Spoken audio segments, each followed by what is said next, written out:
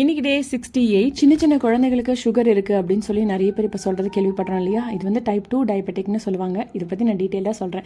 உங்களுக்கு தெரிஞ்ச இந்த மாதிரி டைப் 2 டயபெட்டிக்கில் அஃபெக்ட் ஆன குழந்தைகள், அதுலேயும் அஃபோர்ட் பண்ண முடியாத நிலைமையில் இருக்கக்கூடிய பேரண்ட்ஸ்லாம் தயவு செஞ்சு நீங்கள் இந்த வீடியோ பார்க்குறீங்கன்னா தயவு செஞ்சு இதை எங்கள் ட்ரஸ்ட்டை காண்டாக்ட் பண்ணுங்கள். டாக்டர் கிருஷ்ணன் சுவாமிநாதன் சார் நிறைய விஷயங்கள் பண்ணிட்டு இருக்காங்க. அதுக்காக அந்த நீடிலேருந்து அந்த மருந்துலேருந்து எல்லாமே ஃப்ரீயாக கொடுத்துட்டு நிறைய கவர்மெண்ட் ஹாஸ்பிட்டல்லேருந்து வரக்கூடிய குழந்தைகள் ஆகட்டும், அது மட்டும் இல்லாமல் வறுமை நிலைக்கு கீழே இருக்கக்கூடிய குழந்தைகள், இந்த மாதிரி நிறைய பேரை பார்த்துட்டு இருக்காங்க. உங்களுக்கு தெரிஞ்ச குழந்தைங்க இந்த மாதிரி இருந்தாங்கன்னா தயவு செஞ்சு இதை எங்கள் ட்ரஸ்ட்டை காண்டாக்ட் பண்ணுங்க. கண்டிப்பா அவங்களுக்கு நல்ல விஷயங்கள் நடக்கும். ஸோ அதுக்கப்புறம் இதெல்லாம் எனக்கு எப்படி தெரியும் அப்படின்னா, லாஸ்ட் இயர் சார் வந்து எங்க ஆஃபீஸ் வந்தப்ப இந்த டீட்டெயில்ஸ் எல்லாம் எங்க கூட ஷேர் பண்ணிக்கிட்டாங்க. ஸோ இது ஆஃபீஸ்ல எடுத்த போட்டோ. அதுக்கப்புறம் இப்பயும் போய் சார் கூட ஒரு போட்டோ எடுத்துட்டு தான் வந்தேன். ஹாஸ்பிட்டலோட டீட்டெயில்ஸ் வேணும் அப்படின்னா மறக்காம டிஎம் பண்ணுங்க, நான் உங்களுக்கு ஷேர் பண்றேன். சரி, ஓகே, பேக் டு வீடியோ வரலாமா? இன்னைக்கு காலையில 7 o'clockலாம் வீட்டுல இருந்து கிளம்பியாச்சு. ஏன்னா காலப்பட்டி கிட்ட இருக்கு சாரோட ஹாஸ்பிட்டல். ஸோ அங்க போய் எனக்கு காட்டிட்டு எனக்கு வந்து தைராய்டு நார்மலா இருக்கு, கிட்டத்தட்ட ஒரு 5 வருஷமாவே நார்மலா தான் மெயின்டைன் பண்றேன்.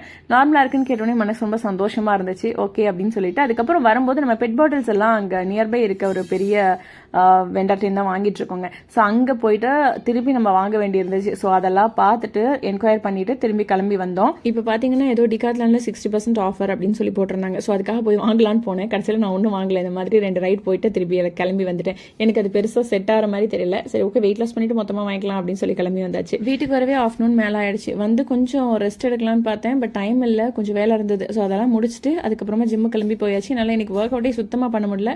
பண்ணிட்டு இருக்கும்போதே மயக்கமாக வந்துச்சு. கிளம்பி வந்துட்டு சரி, ஓகே, நாளைக்கு மறுபடியும் மீட் பண்ணுறேன். மறக்காம ஐடி ஃபாலோ பண்ணிக்கோங்க. Okay, by.